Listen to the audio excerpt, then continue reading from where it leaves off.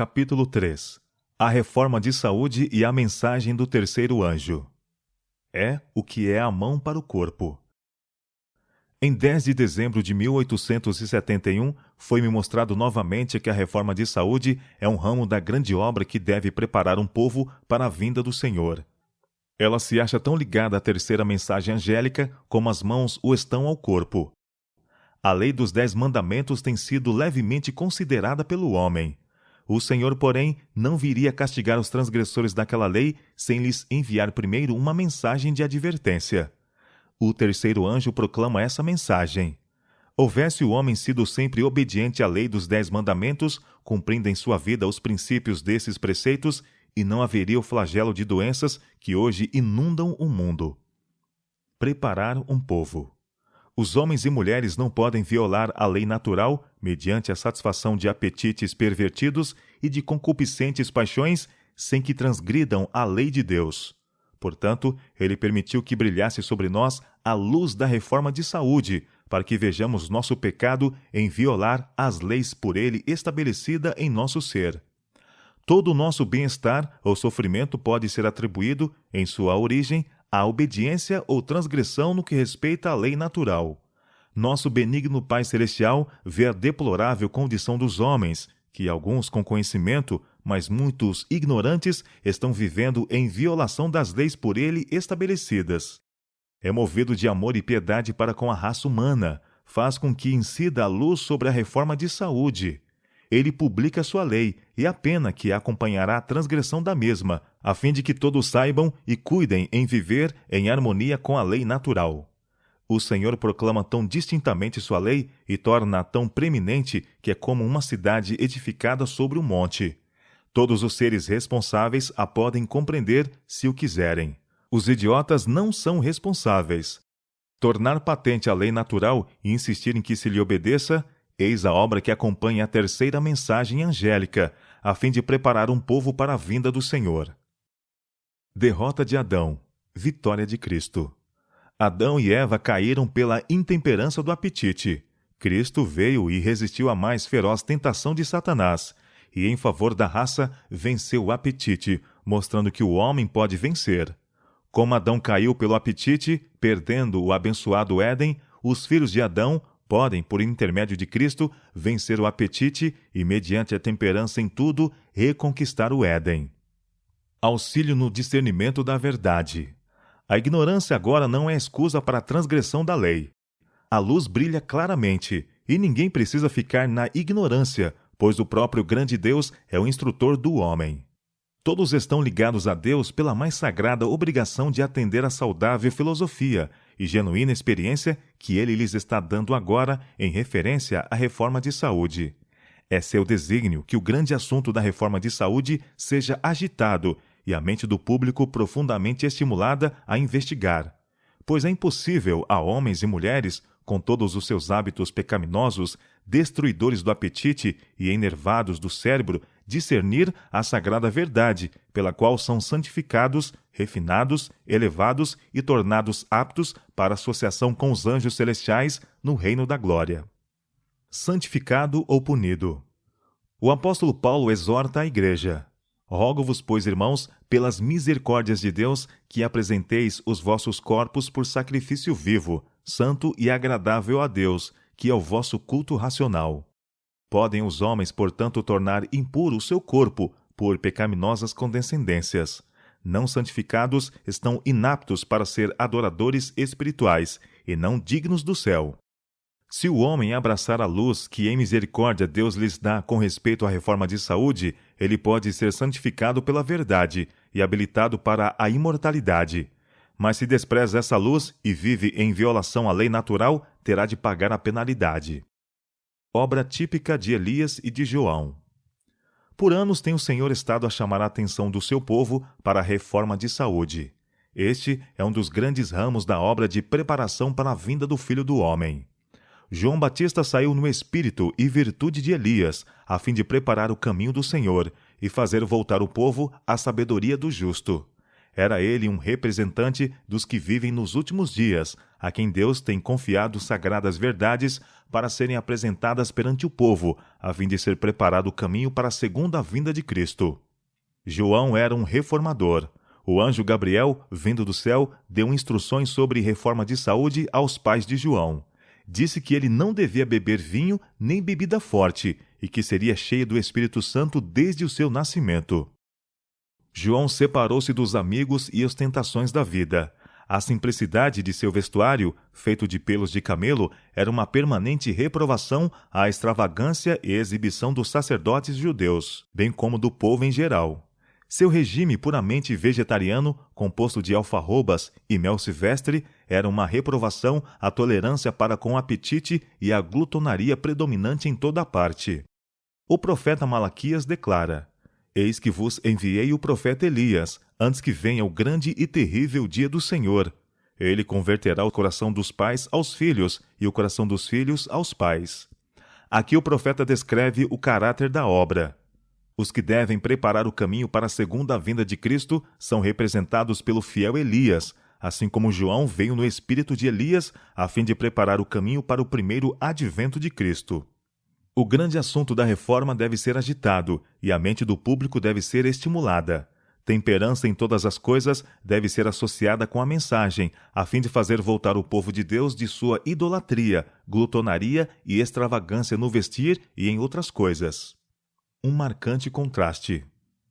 A abnegação, humildade e temperança requerida dos justos, a quem Deus de maneira especial guia e abençoa, deve ser apresentada em contraste com os hábitos extravagantes e destruidores da saúde dos que vivem neste século degenerado. Deus tem mostrado que a reforma de saúde está intimamente relacionada com a mensagem do terceiro anjo, como a mão está com o corpo. Não se encontra em parte alguma tão grande causa de degenerência física e moral como a negligência deste importante assunto. Os que lisonjeiam o apetite e a paixão e fecham os olhos à luz por temor de que irão ver pecaminosas condescendências que não estão dispostos a deixar, são culpados perante Deus. Quem num caso vira as costas à luz, endurece o coração para desconsiderar a luz em outros casos. Quem viola obrigações morais em questões de alimentação e vestuário prepara o caminho para a violação dos reclamos de Deus com respeito a interesses eternos. O povo a quem Deus está dirigindo será um povo peculiar, não se assemelhará ao mundo, mas se seguirem as indicações de Deus, cumprirão seu propósito e submeterão sua vontade à vontade dele. Cristo habitará em seu coração. O templo de Deus será santo. Vosso corpo, diz o apóstolo, é o templo do Espírito Santo. Deus não requer de seus filhos que se privem com prejuízo da força física. Requer deles que obedeçam à lei natural, a fim de ser preservada a saúde física. O caminho da natureza é a estrada que ele traça, e é ampla bastante para todo cristão. Deus, com mão pródiga, proveu-nos com ricas e variadas beneficências para nosso sustento e deleite. Mas para que possamos desfrutar o apetite natural, que preservará a saúde e prolongará a vida, ele coloca restrições ao apetite. Diz ele: cuidado, restrinja, negue o apetite antinatural. Se criamos um apetite pervertido, violamos as leis de nosso ser e assumimos a responsabilidade do abuso de nosso corpo de acarretar enfermidade sobre nós próprios. O lugar da reforma de saúde. A indiferença com que os livros de saúde têm sido tratados por muitos é uma ofensa a Deus. Separar a obra de saúde do grande corpo da obra não é ordem sua. A verdade presente repousa na obra da reforma de saúde, tanto quanto nos outros aspectos da obra do Evangelho. Nenhum ramo, quando separado dos outros, pode ser um todo perfeito. O Evangelho da Saúde tem hábeis advogados, mas sua tarefa tem sido dificultada porque muitos pastores, presidentes de campo e outros em posições de influência têm deixado de dar à questão da reforma de saúde a atenção que lhe é devida. Eles não têm reconhecido nela sua relação para com a obra da mensagem como o braço direito do corpo. Enquanto pouquíssima consideração tem sido mostrada a este departamento por muitos do povo e por alguns do ministério, o Senhor tem mostrado por ela consideração, dando-lhe abundante prosperidade. Quando devidamente conduzida, a obra da saúde é uma cunha de penetração, abrindo caminho para que outras verdades alcancem o coração. Quando a mensagem do terceiro anjo for recebida em sua plenitude, a reforma de saúde terá o seu lugar nos concílios dos campos, no trabalho da igreja, no lar, à mesa e em todos os arranjos do lar. Então o braço direito terá utilidade e protegerá o corpo. Mas conquanto a obra de saúde tem o seu lugar na proclamação da mensagem do terceiro anjo, seus advogados não devem de maneira nenhuma procurar que ela tome o lugar da mensagem. Necessidade de domínio próprio. Um dos mais deploráveis efeitos da apostasia original foi a perda do poder de domínio próprio por parte do homem. Unicamente à medida que esse poder é reconquistado, pode haver real progresso. O corpo é o único agente pelo qual a mente e a alma se desenvolvem para a edificação do caráter. Daí o adversário das almas dirigir suas tentações para o enfraquecimento e degradação das faculdades físicas. Seu êxito neste ponto importa na entrega de todo o corpo ao mal. As tendências de nossa natureza física, a menos que estejam sob o domínio de um poder mais alto, hão de operar por certo ruína e morte. O corpo tem de ser posto em sujeição. As mais elevadas faculdades do ser devem dominar. As paixões devem ser regidas pela vontade, e esta deve, por sua vez, achar-se sob a direção de Deus. A régia faculdade da razão, santificada pela graça divina, deve ter o domínio em nossa vida. Os reclamos de Deus devem impressionar a consciência. Homens e mulheres devem ser despertados para o dever do império de si mesmos, para a necessidade da pureza, a liberdade de todo aviltante apetite e todo hábito contaminador. Precisam ser impressionados com o fato de que todas as suas faculdades de mente e corpo são dons de Deus e destinam-se a ser preservadas nas melhores condições possíveis para seu serviço. Pastores e povo devem agir em harmonia. Uma importante parte da obra do ministério é apresentar fielmente ao povo a reforma de saúde, em sua relação com a mensagem do terceiro anjo, como parte e parcela da mesma obra. Não devem deixar de adotá-las eles mesmos e devem apresentá-la insistentemente aos que professam crer na verdade. A reforma de saúde, foi-me mostrado, é parte da mensagem do terceiro anjo, e com ela tão intimamente relacionada como são o braço e a mão em relação ao corpo humano. Vi que nós, como um povo, precisamos progredir nesta grande obra. Pastores e povo devem agir em harmonia. O povo de Deus não está preparado para o alto clamor do terceiro anjo. Eles têm uma obra a fazer por si mesmos, a qual não devem deixar para que Deus faça por eles. Ele deixou esta obra para que eles a façam. É um trabalho individual. Uma pessoa não pode fazê-lo para outra. Uma parte da mensagem, mas não a mensagem toda. A reforma de saúde está intimamente relacionada com a mensagem do terceiro anjo, mas ela não é a mensagem. Nossos pregadores devem ensinar a reforma de saúde, mas não devem fazer disso o tema predominante em lugar da mensagem. Seu lugar é entre aqueles assuntos que promovem a obra de preparação para enfrentar os acontecimentos previstos pela mensagem. Entre esses, ela é preeminente. Devemos sustentar toda a reforma com zelo, mas devemos evitar a impressão de que somos vacilantes e sujeitos ao fanatismo. A reforma de saúde está tão intimamente relacionada com a mensagem do terceiro anjo como o braço está para com o corpo, mas o braço não pode tomar o lugar do corpo. A proclamação da mensagem do terceiro anjo, os mandamentos de Deus e o testemunho de Jesus, eis o fardo de nossa obra. A mensagem deve ser proclamada em alta voz e deve ir a todo mundo. A apresentação dos princípios de saúde deve estar unida a esta mensagem, mas não deve de maneira nenhuma ficar independente dela ou tomar de alguma forma o seu lugar. Sua relação para com as instituições médicas. Os sanatórios que se estabelecem devem estar íntima e inseparavelmente vinculados com o Evangelho. O Senhor deu a instrução de que o Evangelho deve ser promovido, e o Evangelho inclui a reforma de saúde em todas as suas fases. Nossa obra deve iluminar o mundo, pois este está cego aos movimentos que estão tomando lugar, preparando o caminho para as pragas que Deus permitirá venham sobre o mundo. Os fiéis atalaias de Deus devem dar advertência. Deve a reforma de saúde salientar-se mais preeminentemente na proclamação da mensagem do terceiro anjo. os princípios da reforma de saúde encontram-se na Palavra de Deus. O Evangelho da Saúde deve estar firmemente associado com o ministério da Palavra.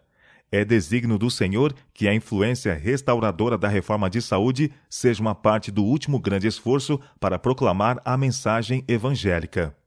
Nossos médicos devem ser obreiros de Deus, devem ser homens cujas faculdades tenham sido santificadas e transformadas pela graça de Cristo. Sua influência deve estar entretecida com a verdade que se deve dar ao mundo. Em perfeita e completa união com o ministério do Evangelho, a obra de reforma de saúde revelará seu divino poder. Sob a influência do Evangelho, grandes reformas serão feitas pela obra médico-missionária. Mas separai do Evangelho a obra médico-missionária e a obra ficará mutilada. Nossos sanatórios e nossas igrejas podem alcançar norma mais elevada e mais santa. A reforma de saúde deve ser ensinada e praticada por nosso povo. O Senhor está chamando para um reavivamento dos princípios da reforma de saúde. Os adventistas do sétimo dia têm uma obra especial a fazer como mensageiros que devem trabalhar pela alma e corpo dos homens. Cristo disse a seus discípulos: Vós sois a luz do mundo. Nós somos o povo de Deus assim denominado, para proclamar as verdades de origem celestial. A obra mais solene, mais sagrada, já entregue aos mortais, é a proclamação da primeira, segunda e terceira mensagens angélicas ao mundo. Em nossas grandes cidades, deve haver instituições de saúde que cuidem dos enfermos e ensinem os grandes princípios da reforma de saúde. Uma cunha de penetração. Tenho sido instruída que não devemos demorar em fazer a obra que necessita ser feita no setor da reforma de saúde. Por intermédio desta obra, devemos alcançar as almas nos caminhos e valados. Na providência do Senhor, posso ver que a obra médico-missionária deve ser uma grande cunha de penetração, por meio do qual a alma enferma pode ser alcançada. Remove preconceito e aumenta a influência. Muito do preconceito que impede a verdade do terceiro anjo de alcançar o coração do povo podia ser removido, se mais atenção fosse dada à reforma de saúde. Quando o povo se torna interessado neste assunto, o caminho fica muitas vezes preparado para a entrada de outras verdades. Se virem que somos inteligentes com relação à saúde, estarão mais prontos a crer que somos corretos também em doutrinas bíblicas. Este ramo da obra do Senhor não tem recebido a devida atenção, e por causa desta negligência, muito se tem perdido. Se a Igreja manifestasse maior interesse nas reformas pelas quais o próprio Deus está procurando prepará-los para a sua vinda, sua influência seria muito maior do que é agora. Deus tem falado ao seu povo e deseja que ouçam e obedeçam a sua voz. Embora a reforma de saúde não seja a terceira mensagem angélica, está com ela intimamente relacionada. Os que proclamam a mensagem devem ensinar também a reforma de saúde. É um assunto que precisamos compreender, a fim de estarmos preparados para os eventos que estão bem perto de nós, e ela deve ter um lugar de evidência. Satanás e seus instrumentos estão procurando embaraçar esta obra de reforma, e tudo farão para perturbar e sobrecarregar os que sinceramente nela se empenham. Todavia, ninguém precisa ficar desencorajado quanto a isto, ou por causa disto cessar os seus esforços. O profeta Isaías assim fala de uma característica de Cristo: não faltará, nem será quebrantado, até que ponha na terra o juízo. Portanto, não falemos de fracasso nem de desencorajamento, nós os seus seguidores, mas lembremos o preço pago para que o homem ficasse livre e não perecesse, mas tivesse a vida eterna. A obra da reforma de saúde é o meio empregado pelo Senhor para diminuir o sofrimento de nosso mundo e para purificar sua igreja. Ensinai ao povo que eles podem desempenhar o papel da mão ajudadora de Deus, mediante sua cooperação com o obreiro mestre, na restauração da saúde física e espiritual. Esta obra traz o selo divino e há de abrir portas para a entrada de outras verdades preciosas. Há lugar para trabalhar em todos quantos efetuarem esta obra inteligentemente.